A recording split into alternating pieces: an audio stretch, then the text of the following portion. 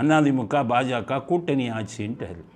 இன்றைக்கி எடப்பாடி அதுக்கு விளக்கம் கொடுத்துருக்காரு. கூட்டணி ஆட்சின்னா 2 பேரும் சேர்ந்து கூட்டணியை சேர்ந்து போட்டிடுறோன்னு தான் அர்த்தம்.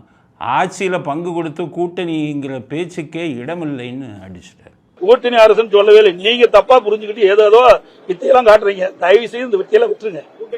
அதாவது அனைத்து இந்திய அண்ணா திராவிட முன்னேற்ற கழகம் பாரதிய ஜனதா கூட்டணி ஆட்சி அமைக்கும். டெல்லிக்கு மாண்புமிகு பிரதமர் மோடி அவர்கள் தமிழ்நாட்டுக்கு என்னுடைய பெயரை சொல்லி சொன்னார். இதுல தான் நீங்க புரிஞ்சுக்க வேண்டியதானே.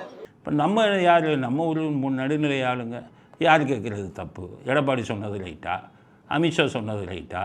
கூட்டணி ஆட்சி தமிழ்நாட்டுக்கு வரணுமா, தேவையா?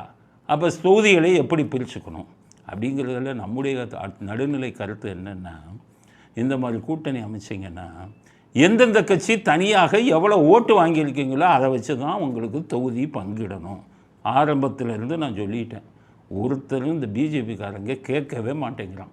என்னமோ நான் இந்த தனியாக நின்று ஆட்சியை பிடிச்சிடுற மாதிரி இந்த அண்ணாமலை ஒரு முட்டாள்தனமாக தனியாக நின்று ஆட்சியை பிடிக்கிற மாதிரியே கத்திக்கிட்டே இருந்தார். இப்போ அவர் போயிட்டார். இப்போ வரவங்களே ஆச்சு அதை சிந்திக்கணும்.